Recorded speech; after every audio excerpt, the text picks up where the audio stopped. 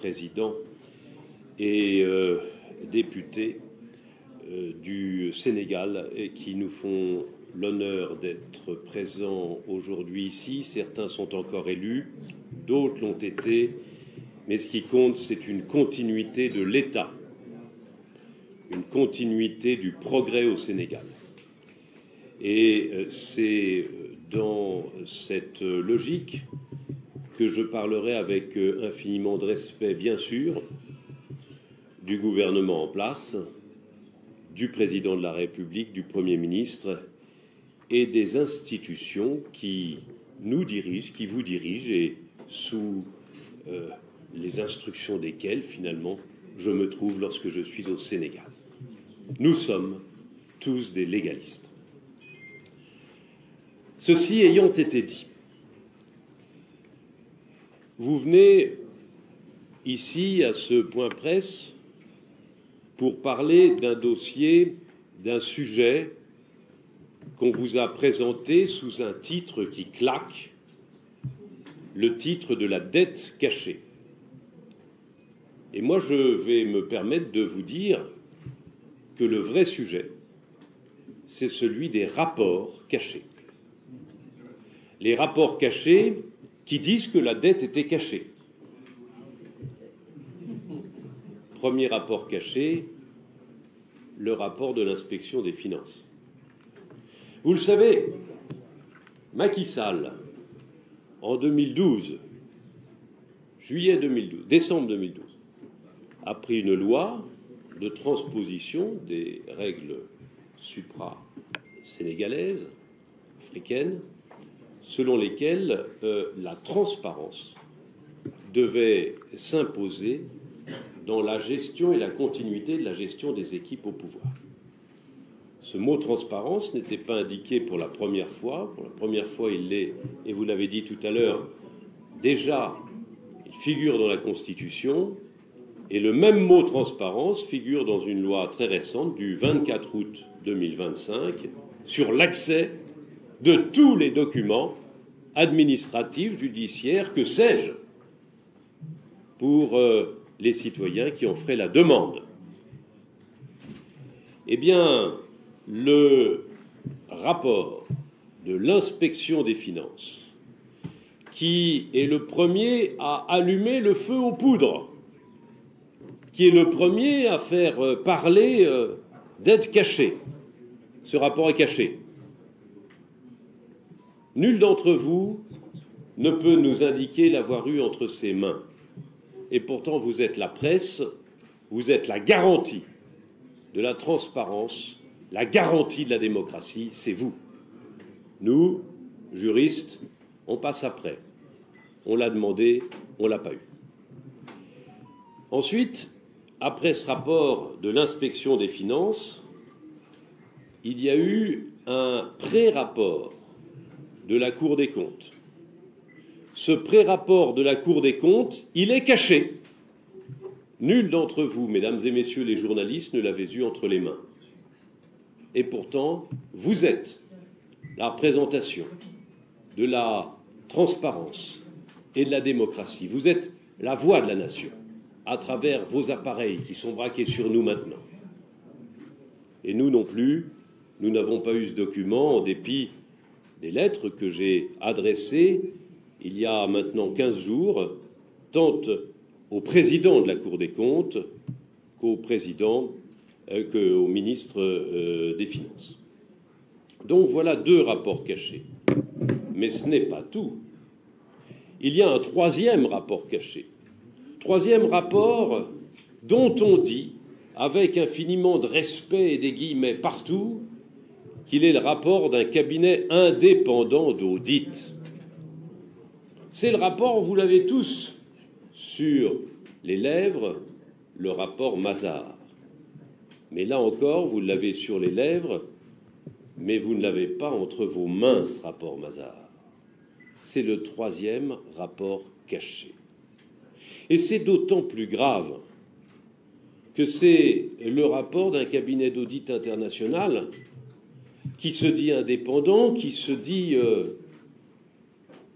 un peu la voix de Dieu, pour le contrôle des choses. Eh bien, ce rapport, je ne l'ai pas entre mes mains. Je ne l'ai pas entre mes mains.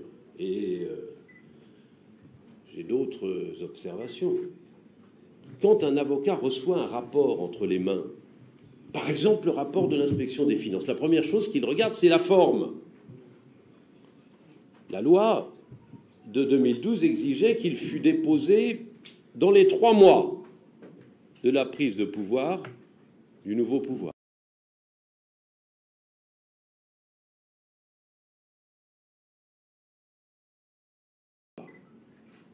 Et là, il a finalement été déposé, enfin on n'en sait rien puisqu'on ne l'a pas eu. On nous dit qu'il aurait été déposé 6 mois plus tard, donc il y a déjà un vice de forme. Vous savez que le respect de la forme est la garantie du fond et de son intégrité. Sur le rapport de la Cour des comptes, la première chose que j'aurais regardée, là encore, c'est la forme. Qui l'a signé? Et j'apprends aujourd'hui par des indiscrétions, mais je ne l'ai pas, ce rapport, qu'il n'aurait pas été signé par l'Assemblée plénière, mais seulement par une des chambres. En tout cas, la certitude, nous l'avons par le rapport finalement définitif dont on a eu connaissance. Là encore, problème de forme. Vous me direz, on s'en fiche des signatures. Je vous répondrai non. Parce que si toutes les signatures ne figurent pas, ne serait-ce pas la raison d'imaginer que certains signataires auraient refusé de signer?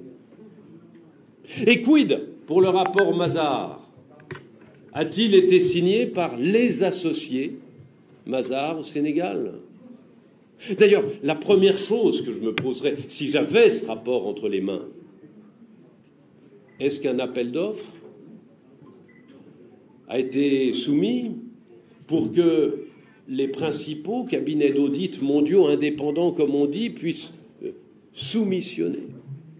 On ne sait pas s'il y a eu un appel d'offres. Probablement non, parce que sinon on nous le dirait, on le saurait. À moins que là encore, l'appel d'offres ait été caché. Alors, toutes ces difficultés-là, elles font que, je le répète, nous sommes dans le cadre non pas d'un dossier de dette cachée, mais d'un dossier de rapport caché. C'est la première chose que je voulais vous dire. Rassurez-vous, il n'y en a que 3. La deuxième chose que je voulais vous dire, c'est que il y a un mot de Confucius que je n'arrive pas à lâcher de la boucle de ma tête depuis que je suis ici. Ce mot de Confucius, c'est pour éviter la guerre, il suffit de définir les mots. Alors, si vous voulez bien, définissons les mots et vous verrez qu'il n'y a pas de sujet. Le premier mot, c'est le mot dette. Qu'est-ce qu'une dette? Au niveau de l'État, en finances publiques, en comptabilité publique. Une dette, c'est l'émission de papier, comme on dit. L'État émet des papiers obligataires qui sont pris sur le marché à un taux qui dépend des agences de notation. Tout le monde sait ça. Mais est-ce que on peut considérer que, tiens, parmi vous, en fin de mois, parmi nous, il nous arrive d'être dans le rouge bancaire. Et là, la banque, parce qu'elle sait qu'on a un salaire qui tombe tous les mois, nous fait une avance, une facilité. On vit à crédit quelques jours, et quand le salaire tombe, quelques semaines plus tard, ça éponge. Eh bien, pour l'État, c'est pareil. Quand il vit à crédit quelques jours, quand les banques lui font une facilité de paiement, est-ce que c'est de la dette ou non? Grande question. Pour tout vous dire, certains agrégats économiques l'utilisent comme faisant partie de la dette, d'autres non. Et évidemment, ce n'est pas le même poids de la dette si on les met dedans ou pas. Autre mot qu'il faut définir, la dette publique. C'est quoi la dette publique? La dette publique, c'est la dette d'abord de l'État central. Ensuite, c'est la dette des collectivités territoriales. Et puis, c'est la dette aussi des organes non marchands. Mais est-ce que c'est la dette d'Air Sénégal? Est-ce que chez nous, en France, c'est la dette de la SNCF? La dette de la SNCF, c'est 40 milliards d'euros. La dette de la SNCF, on l'a intégrée dans le budget de l'État de la France en 2020. C'est-à-dire qu'en 2020, on a rajouté 40 milliards de dettes.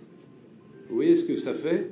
Quelques années plus tard, la France devient ingouvernable, peut-être à cause de ça. Personne ne vient dire qu'on aurait avant maquillé les comptes en n'intégrant pas la dette de la SNCF. On vient simplement dire qu'on a changé la règle parce que les normes internationales obligeaient qu'elles fussent modifiées.